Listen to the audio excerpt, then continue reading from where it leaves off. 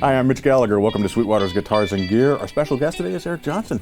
Man, it's great to have you come back in and thanks, Mitch. visit with us today. Glad to be here, man. Yeah, you're playing a concert at the Clyde Theater here in Fort Wayne tonight. We're here tonight and wanted to come by before sound check and just see you guys and check out the store and everything. Well, we're always glad to have you drop by, and you've brought something really cool for us to check out. Well, I have a new guitar with Fender that's coming out, and it's probably my favorite so far because it's more exactly like everything I would want in a Strat. It's a copy of my original 1954 Virginia Strat with a few changes to it that I had done over the years and stuff.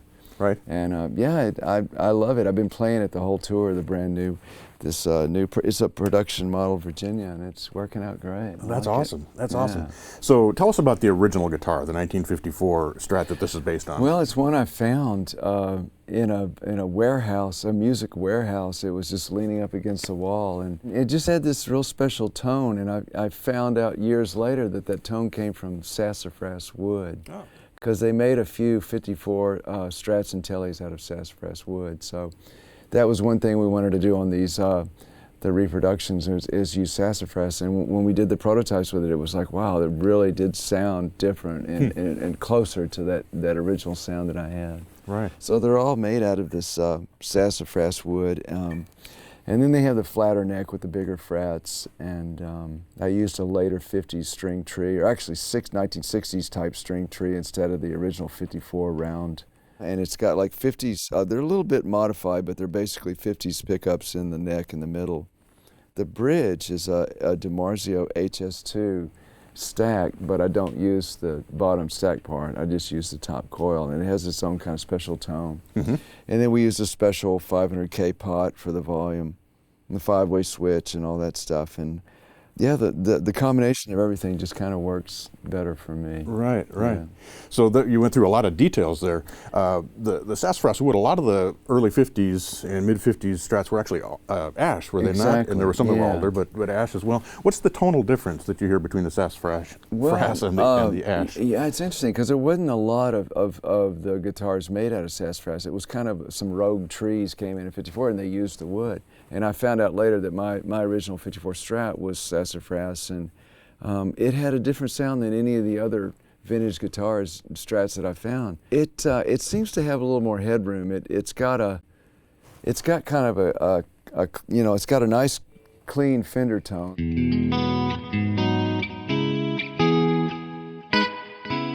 But when you push it for the distortion tone, it seems to have it kind of stays together with a little bit more of a smoother kind of, like more headroom.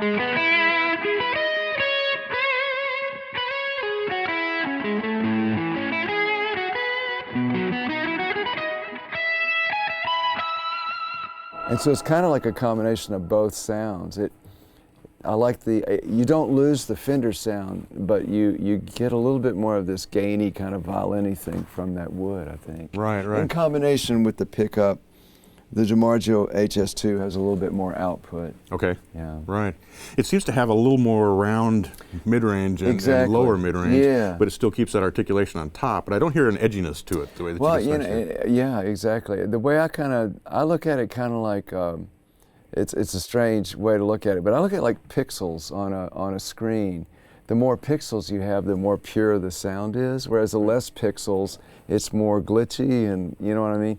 And so certain woods seem to have a lower pixel in the tone, you know what I mean? And right. There's something about the sassafras, when you push it, it seems to, more like 4K right, or something, you know, it's just got a little resolution, right? A little better resolution with it, with all the little pieces of the sound. Right, right. Which to me is kind of the best of both worlds, because I'm always looking for the tone, the lead tone to have a kind of the real kind of pure, where all the sound is in one inherent tonality instead of like glitchy and piece, but at the same time not lose that chunky kind of chimey tone that you get from the clean tone. Right, right. So you mentioned the HS2 has a little bit more output to it. Does that also beef up the mid-range a little bit? Or a little bit, yeah. There's an interesting thing that happens with it. It seems to, it's a hotter pickup, but for some reason you don't lose that chimey rhythm tone. Sometimes when you take a regular pickup and you make it stronger, you might get a better lead tone, but the rhythm tone suffers. Sure. You know? Right. The other pickups, if I understand correctly, were actually reverse engineered out of a 63 Strat, so they were kind of a late 50s, early 60s Exactly. style? Yeah, they're pretty up. Yeah, exactly. Alnico 5s. Yeah, and I actually had these two pickups wired out of phase because we tried to stay true to form to the original Virginia, and I purposely wired those out of phase to do this kind of koto sound.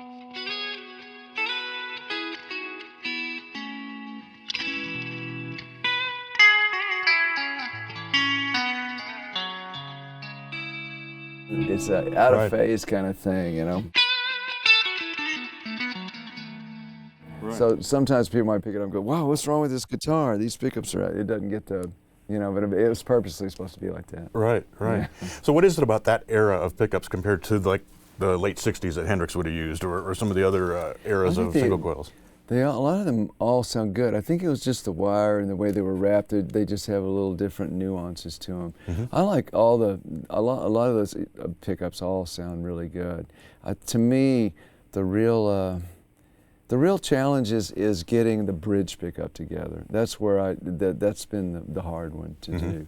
Right. Yeah. So those, as you mentioned, use Alnico 5 and Formvar wire, so they're very vintage correct in the way those are designed. And they're a little tweaked from a vintage. They're a little bit different than your standard 50s, just ever so slightly hotter. And within combination of the 500K pot, which opens it up a little bit more. I was going to ask you about that, because typically you'd use the 250K with single coils to roll some of that top end off. And when you're using the DiMarzio that's a little hotter in the single coil, it works better with the 500K, because then you retrieve back some of that top end that you would lose from it being a little hotter. Right.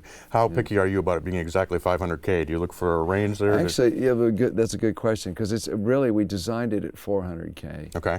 Because I found in my original 54 Strat, it was like around 390 or 400. And I remember at one point I replaced the pot. I had to replace the pot, and I put a 500. I went, this is too much treble, you know. So I had to find one. I had to find one that had degraded to 400. Because there is a sweet spot with them where you want to it's almost like a balancing act. You're trying to get if you're trying to get a multitude of tones, you have to kind of balance all the different areas. You know, you temper all the choices to where you kind of get the best of both worlds, you know. Right. And then are you wiring the one tone control to the bridge pickup and the other to and so I use this tone on the bridge, and then I use this tone on the neck, and I don't have a tone on the middle. Do you always keep the bridge tone rolled back to about 7, or do you open that up for different things? I open it up for different things. A lot of times I'll have it around 8 or 9, sometimes all the way up. But usually if I'm playing lead, it'll be around 7, something like that. Right. Yeah. Quartersawn maple neck. Yes. And what kind of a shape did that neck have? The shape is a little different than my other guitars, because I found that having it not quite as wide as you would think, it really makes it easier to do certain chords. And if you want to do like certain runs and stuff. If I do like runs like that, as well as chords, having it too wide, it makes it a little, you have to kind of struggle with it a little more. So we made this one just ever so slightly thinner. It's not really thin, but just a little bit thinner, but thick this way, but a rounded V. So it's real round. It's real typical of a 54 neck, which I found a lot of those are really kind of my favorite necks. When you start playing, when you want to like forget about the guitar or the instrument and just play and just like go somewhere musically, it's a real comfortable neck to kind of not be thinking about it too much. Right. So is this an 1 11/16 or is it an 1 5/8 width? I'm not sure. Okay. I don't know what it is. Right. Well, I do notice that the strings look like they're pulled in a bit from the edges of the fingerboard. The way we set them up is this one is I haven't had a chance to completely set it up a little bit, but they are pulled in, especially on the treble side. I pull it a little bit in on the nuts so that when it doesn't pop off. The string has a little bit of space. It's not such an issue on the bass side, but on this side, You don't want it to pop off the neck. So I use it's kind of an asymmetrical nut the way they're set up. Right, right. Yeah. And then on the fingerboard, you've actually got a 12-inch radius on this, which probably would not be vintage correct to 54, no, right? No. Right. There are certain things about the that they're doing this series called Stories guitar, which is basically the particular guitar that certain artists use, and it's not necessarily vintage correct. There's a lot of things about it that aren't, but it starts with a 54 Strat and it goes from there. So was it originally the more rounded fingerboard and it flattened out over time, or was it already flattened? No, I had it flattened. Okay, right. And you mentioned medium jumbo frets, so those aren't like great big, huge honking frets? Well, they're pretty big, but not as big as you could get. I think they're just kind of a standard jumbo fret kind of thing. You know? Right. Right. So you mentioned the string tree, and you've got the later style here, but I noticed you don't have your E string under it. Yeah, actually I don't really have either one of them under there right now. Sometimes what I do is I'll just wrap it down to the bottom of the string to avoid the string tree if I can, but that isn't always the case depending on the nut or the string gauge. But I like these string trees because they have a space underneath them and it's not such a severe angle. Right. Right. So one other really interesting tweak on this guitar is the bridge saddle that you use on the high E string. Yeah, that is, and that was done so that the E, when you're on the bridge pickup, wouldn't be quite as piercing and to where it would have more of a uniform EQ of the B and G string. So there wouldn't be, because sometimes when you go up high on the E string, it sounds a little thin and trebly compared to the G and B string. So I was trying to even that out a little bit. So what we did is we used a piece, I think it's by Graphtec. It's basically a solid piece with a piece of graphite in the middle of it. Okay. Yeah. And that just rounds the tone out enough to where it makes it balance with the rest of them. Exactly. Right, right. Exactly. I was interested to hear you setting your rig up here, which is a couple of vintage deluxes and then your kind of travel board here. But you did all of your dialing into the sound using the bridge pickup. I didn't hear you switch to the neck or the middle. Is that intentional to work it that way rather than starting on the other end? Well, it is sometimes because it's a little more demanding. Yeah, if I get it right there, then it seems like it will be right at other places. You know? Right, right.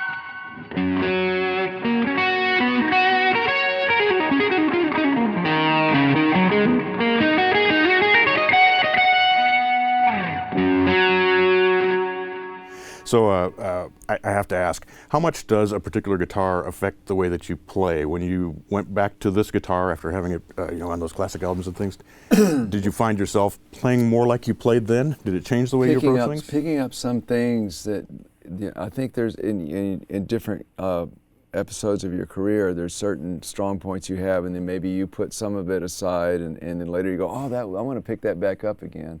Absolutely, and I think. In finding a guitar that works for you, it's just got to be a guitar that kind of feels like wind to your back, that pushes you along the way. And there were certain things about getting this guitar redesigned that definitely gave me a little bit of push to put in my repertoire some things that I had been doing. Right. So it kind of recalibrated what I need and want from a guitar. And which has been a lot of fun for me because it makes it able for me to go places musically that I want to go more. That's an interesting statement, that it recalibrated what you need and want from a guitar. Yeah. What does that mean? Well, I think I found myself, going through periods where I would play vintage guitars that were 100% stock, and I didn't want to change anything or whatever, and this is, because they're valuable or whatever. But I found, I think what you have to do is you have to ask your question, what is the instrument that serves you, that really, ultimately, the greatest instrument is the one that you forget about and you just play. Right. And it goes with you. And it can be different for different people. Like this might not work for certain people, But I think when you find that, that's the best case you can find. And so I finally realized, you know, a 100% vintage Strat doesn't really work for me. You know, there's things just for me. I mean, the bridge pickup is too weak. The neck's too curved. The frets are too small. They're beautiful instruments and they worked for the time, but there are certain things that are being done now to where it's just more affable to play. And for me, it's more in agreement with what I want to do, you know, inspiringly to, you know, play music. So the best of both worlds to me is to learn and take from the past what was so beautiful and too valuable to not take, and add it to some of our modern things that we have, you know. Sure. So another aspect of connecting with a guitar and being free on it is, of course, the strings that you use. Tell us about the gauges and why you're choosing the particular gauges that you use. Well, I like 10 through 50, and I use Diodario, and they're pure nickel strings. To me, the pure nickels have a little bit just pure tone. Especially at high, like, distortion levels. They stay together a little better. The action is not too low, but it's, you know, kind of medium, or what I would say. I back off the 4 inside screws on the top plate, and then I screw down ever so slightly the outside screws to where the top plate is just barely away from the wood, just microscopically, and then I'll put I use four springs in the back, with this one missing because that seems to sound the best to me. I don't know why. Yeah, right. But, well, it balances. Then you've got the heavier. You've almost got a heavy bass, light treble set on the guitar, so that would balance out. And maybe that's probably why. Yeah. Keeps things more even there. So do you like the neck to be really straight, or do you put a lot of relief into it? Pretty straight. Yeah, I usually get it. Yeah, it's pretty straight. Sometimes when you're setting up a Strat and you get that straight, then it can kind of get plinky. I like to call it. So do you crank the action up then to compensate for that? I get it as straight as possible, and then I back it off ever so slightly so there's movement in between, just a little bit back. And then, yeah, if it's a little plinky, I'll just split the difference between adjusting the neck or the pieces on the bottom. Right. So we talked pretty deeply about the sassafras wood in the body. Now you typically are using maple fingerboards when you're playing a Strat. What is the difference there in your mind with a rosewood fingerboard?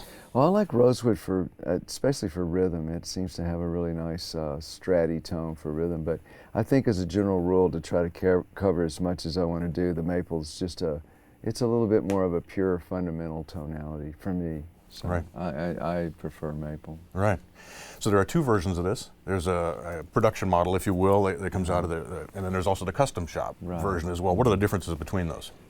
The master-built custom shop is made by Carlos, a really great builder. They use just the top-notch 4A wood, just the absolute best wood they can find, and it's completely done by hand and set up.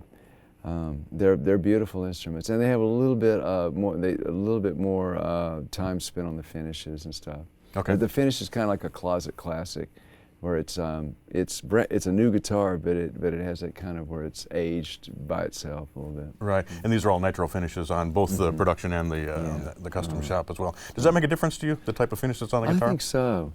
I think it actually does. Every little thing seems to make a difference, and when you add up 20 things, you have a huge difference. And also, I think it feels a little better to have more of that kind of old school finish on a guitar. Right. So you're on tour for, you're out doing the Classics tour, correct? We're doing, Classics past and present. We're doing kind of picking from the very first records all the way through the latest record, even including the one that's coming out next week, and a few songs that haven't even come out yet. Right, and so the one next week is EJ Volume 2, correct? Exactly. Right, and tell us about that. Well, it's another kind of song record with piano and acoustic guitar, but I did play electric guitar on it as well, so it's kind of a combination of acoustic and electric. Nice. We'll look forward to that, and we're so excited for the concert tonight. We'll get to hear Virginia in concert as well. It's going to be great. Thank you, Mitch. I'm glad. Absolutely, and our pleasure to have you stop by here. We're always glad to see you. Thanks for coming by. My pleasure. Come back soon. All right. Sounds good, man. Thank you. And thank you for joining me for Sweetwater's Guitars and Gear. Be sure to tune in next time. We'll have more guitars, more amps, more effects. We'll be making lots of music.